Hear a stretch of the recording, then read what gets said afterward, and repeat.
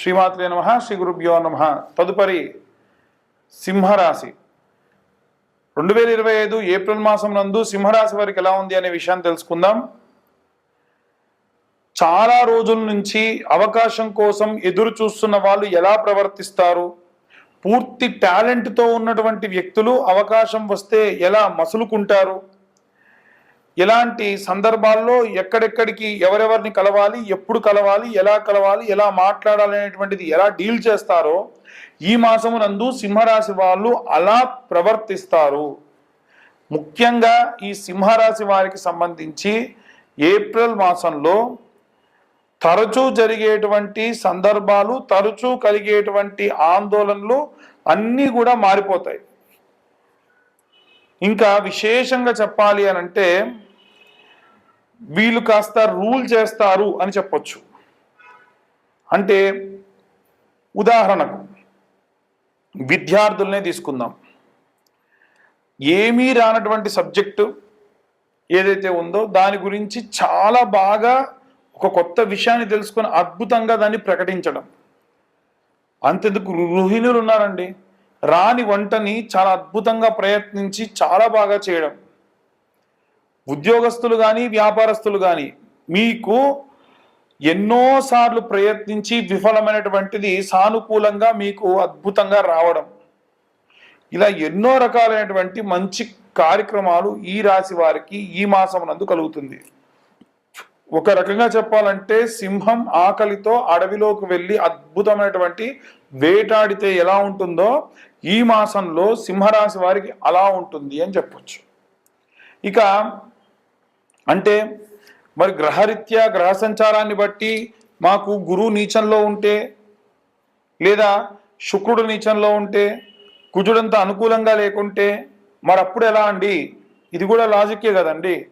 కానీ ఎప్పుడైనా సరే గోచార రీత్యా చెప్పేటువంటి విషయములలో 90% వరకు చాలా బాగా ఉన్నటువంటి విషయాలు క్లిక్ అవుతాయి. బాలేని వాటికి మాత్రం అవ్వకుండా ఉండే అవకాశం అధికంగా ఉంటుంది. కాబట్టి ఈ మాసం అంతా వీరికి చాలా అద్భుతంగా ఉంది. పూర్తి విశ్లేషణగా జాతకం తెలుసుకోండి. కింద ఉన్న నెంబర్ కాల్ చేసి డీటెయిల్గా జాతకం తెలుసుకోవచ్చు. అన్ని వర్గాల వారికి ఎలాంటి రెమెడీస్ తీసుకోవాలి, ఎలాంటి మంత్రపఠనం చేయాలనే విషయాన్ని ఇప్పుడు మనం తెలుసుకుందాం. ద్వాదశ రాశుల వారికి కూడా ప్రత్యేకంగా ఏప్రిల్ మాస ఫలితాల్లో భాగంగా విద్యార్థులకు సంబంధించిన విషయానికి వస్తే విద్యార్థులకి ప్రత్యేకంగా మనము గణపతికి ఇష్టమైనటువంటి ఉండ్రాళ్ళతోని ప్రతి బుధవారము కూడా నివేదన చేసి వీలైతే తేనెతోని పిల్లలకు ఆ యొక్క మోదకములు కానీ ఉండ్రాళ్ళు కానీ తినిపించండి.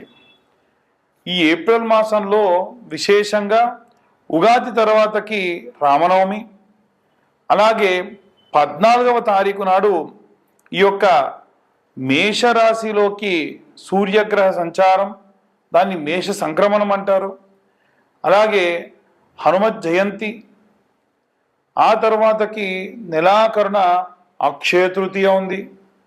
కాబట్టి విద్యార్థులకి ఇలా చేసిన తర్వాతకి ఆడవారు ఎవరైతే ఉంటారో వారు ప్రత్యేకంగా ప్రతి దానిని కూడా పూజనీయంగా చేయడం మంచిది. అంటే మీరు వంట వండేటప్పుడు వీలైనంత వరకు స్నానమాచరించే చేయండి. వీలైనంత వరకు కాదండి, ఖచ్చితంగా స్నానమాచరించే మీరు వంట చేయండి. మీరు స్నానం చేసిన తర్వాతకే ఇల్లు కూడా ఊడవండి. అలా కాకుండా చేస్తే జ్యేష్ఠాదేవికి నచ్చదట. ఇంటికి దరిద్రదేవత రాకుండా ఉండాలి అంటే ఈ నియమం పాటించండి. అలాగే ఎవరైతే ఈ యొక్క వంట చేసేవారు నిత్యాగ్నిహోత్రులు కాబట్టి ఆడవారందరూ కూడా స్నానం చేసిన తర్వాతకి ప్రముఖ్యమైనటువంటి రోజులలో, ఉదాహరణకు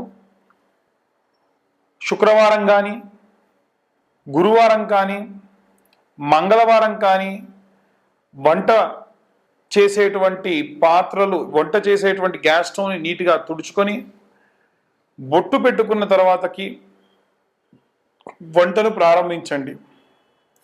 ఇంట్లో వండినటువంటి మొట్టమొదటి నైవేద్యాన్ని దేవుడికి నివేదన చేసి తర్వాతకే ఇంట్లో ఉన్న వారందరికీ పెట్టండి. వీలైతే పూర్తిగా వండినటువంటి అన్నం గిన్నెని తీసుకెళ్ళి దేవుడి దగ్గర పెట్టి కాస్తంత నెయ్యి వేసి చిటికెడు ఉప్పు వేసి దేవుడికి నివేదన చేసిన తర్వాతకే ఇంటిల్లిపాది తీసుకోండి. ఉద్యోగస్తులు ఎవరైతే ఉన్నారో వారు వీలైనంత వరకు కూడా ఉన్న 4 గురువారాలు కూడా బుధవారం రోజు రాత్రిపూట 110 శనగలు నానబెట్టి సూర్యోదయం కంటే ముందే గురువారం నాడు నిద్రలేచి సూది దారంతో ఆ 110 శనగల్ని కూడా దండలాగుచ్చుకొని నవగ్రహాల్లో కూడా ఉన్నటువంటి బృహస్పతి గ్రహం మెడలో ఈ యొక్క శనగల దండ వేయండి. ఇలా చేయడం వల్ల ఉద్యోగంలో ఏవైనా ఇబ్బందులున్నా ఏవైనా ప్రాబ్లమ్స్ ఉన్నా అన్నీ సాల్వ్ అయ్యి చాలా ఆనందంగా ఉంటారు. వ్యాపారస్తుల విషయానికి వస్తే ముఖ్యంగా ఎవరైతే మల్టిపుల్ వ్యాపారాలు పెట్టుకొని ఉన్నారో లేదా చాలా బ్రాంచీలు ఉన్నాయో లేదు చాలా పెద్దదైనటువంటి వ్యాపారం ఉందో ఆ వ్యాపార స్థలంలో తెల్ల ఆవాలు అలాగే కాస్తంత సాంబ్రాణి ఆవు నెయ్యి కలిపిన పదార్థాలతోని ప్రతి శుక్రవారం నాడు కూడా నుదురు దగ్గర ఆ యొక్క తెల్ల ఆవాలు పెట్టుకొని ఆ యొక్క హోమం దగ్గర చేసేటువంటి ఆ యొక్క పాత్రలో వేయడం వలన ఖచ్చితంగా మంచి ఉపశమనం కలుగుతుంది. అలాగే వ్యాపార స్థలంలో వచ్చేటువంటి వారు ఎన్నో రకాలైనటువంటి శౌచములతో వస్తారు కాబట్టి ఎటువంటి శౌచము తగలకుండా ప్రశాంతంగా ఉంటారు. అలాగే మీ వ్యాపార స్థలం దగ్గర ఒక పేపర్ తీసుకొని వెళ్ళి షాప్ అంతా మూసేసి వెళ్ళేప్పుడు దాన్ని వెలిగించి కుడివైపు 3 సార్లు ఎడం వైపు ఒకసారి తిప్పి అక్కడ పడేసి వెనక్కు తిరిగి చూడకుండా వెళ్ళండి. దీని వలన నరఘోష నరపీడితములు పోతాయి. సినీ రాజకీయ రంగాల వారికి సంబంధించిన విషయానికి వస్తే నిత్యము కూడా సూర్య నమస్కారాలు చేయడం మంచిది. అది కూడా సూర్యుడు ఉదయిస్తున్న సమయంలో సూర్య నమస్కారాలు చేయండి, మంచిది. ప్రతి ఆదివారం కూడా రాజకీయ నాయకులు మిరప గింజలు అలాగే పువ్వు రెక్కలు దోసిట్లో తీసుకొని మీ భార్యను కానీ ఎవరినైనా సరే వేయమని దాంట్లో నీళ్లు పోయమని ఓం నమో సూర్యాయ నమః, ఓం నమో ఆదిత్యాయ నమః, ఓం నమో శన్యా సమేతాయ నమః, ఓం శనేశ్వరాత్మజాయ నమః అని సూర్యగ్రహానికి సంబంధించి సప్త అశ్వరథ మారూఢాయ నమః, ఆదిదేవాయ నమః, అలాగే భాస్కరాయ నమః. వీలైతే సూర్యాష్టకం ఉంటుంది. ఆదిదేవ నమస్తుభ్యం ప్రసీదం మమ భాస్కర, దివాకర నమస్తుభ్యం ప్రభాకర నమోస్తుతే అని అర్ఘ్యంగా విడిచిపెట్టండి. ఇలా చేయడం వల్ల ఎన్నో రకాలైనటువంటి ఇబ్బందులతో ఉన్నటువంటి రాజకీయ నాయకులకి ఆ ఇబ్బందుల నుండి బయటపడేటువంటి అవకాశం ఉంటుంది. అలాగే సినీ రంగంలో ఉన్నటువంటి వారు ప్రత్యేకంగా ప్రతి శుక్రవారము కూడా విశేషమైన కుంకుమార్చన అలాగే 108 నాణెములతో, ఉదాహరణకు మీరు సినీ రంగానికి మీడియా ఫీల్డ్కి సంబంధించిన వారు, మీ స్తోమత మీడియాలో పెద్ద పొజిషన్లో ఉన్న ప్రతి వారము 108 రూపాయలు మీరు అమ్మవారికి సమర్పించదలిస్తే 108 నాణెములు తీసుకెళ్ళండి, రూపాయి కాసులు. ఒక్కో అష్టోత్తరానికి అమ్మవారి దగ్గర ఒక్కొక్క నాణెం పెట్టండి. ఒకవేళ మీ పరిస్థితి కాస్త మెండుగా ఉంటే 5 రూపాయల నాణెం పెట్టండి. ఇలా చేయడం వల్ల కూడా మీకు చాలా ధనలాభం కలుగుతుంది. మహాలక్ష్మీదేవిని నిత్యమర్చించేటువంటి శుక్రాచార్యుడి యొక్క ప్రతీతి కాబట్టి మీకు సినీ రంగంలో అద్భుతమైనటువంటి కాలం అని చెప్పచ్చు. అలాగే ఎవరైతే వివాహం కోసం ఎదురు చూస్తూ ఉన్నారో ఈ యొక్క ఏప్రిల్ మాసంలో 7వ తారీఖున, 14వ తారీఖున, 21వ తారీఖున, 28వ తారీఖున అమ్మాయిల కోసం వరపాశుపతము, అబ్బాయిల కోసం కన్యాపాశుపతము, రుద్రాభిషేకం హోమం చేయడం జరుగుతుంది. సామూహికంగా జరిగేది కాదండి. ఎవరు ముందు కాల్ చేసి బుక్ చేసుకుంటారో వారి వరకు మాత్రమే ఆ రోజున ఈ యొక్క పూజాధికృతం ఉంటుంది. హోమం మాత్రం ఎవరైనా ఇద్దరు ఉంటే కూర్చుండబెట్టి చేయించడం జరుగుతుంది.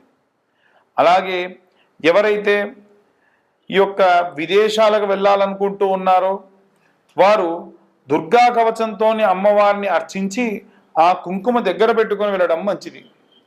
అలాగే ఎవరైతే రైతులు, సినీ రాజకీయ రంగాల వారితో పాటుగా రైతులు, కుల వృత్తులు, చేతి వృత్తులు చేసేటువంటి వారు సుబ్రహ్మణ్యేశ్వర స్వామికి అభిషేకం చేయించి ఆ అభిషేకం చేసి పడినటువంటి ఆ పాలని నీటిని తీసుకొని వెళ్ళి మీ పొలంలో చల్లుకోవడం వల్ల విశేషమైనటువంటి ఆ యొక్క భూ సమృద్ధి కలుగుతుంది.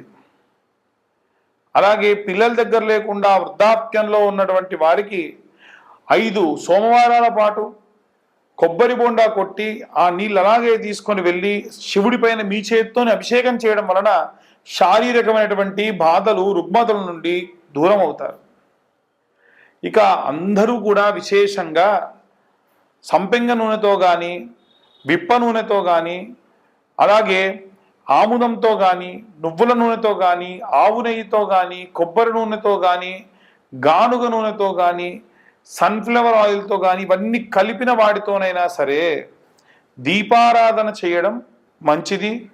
నిత్యం ఉదయం ప్రాతకాలంలో అలాగే ఈ సాయం సమయంలో కూడా ఈ యొక్క దీపారాధన చేయడం వల్ల విశేషమైనటువంటి ఇంటికి ఉన్నటువంటి పీడితములు పోతాయి. ఈ యొక్క రెమెడీస్ అందరూ పాటించి ఎంతో సుభిక్షంగా ఉండాలని కోరుకుంటున్నాను. ఎవరైనా జాతకం కోసం కావాలి అంటే కింద ఉన్న నెంబర్కి మీ యొక్క డీటెయిల్స్, పేరు, డేట్ ఆఫ్ బర్త్, టైం పంపించండి. 2025 సంవత్సరంలో కేవలం 2025 రూపాయలు మాత్రమే ఛార్జ్ చేయడం జరుగుతుంది. సర్వే జనా సుఖినో భవంతు.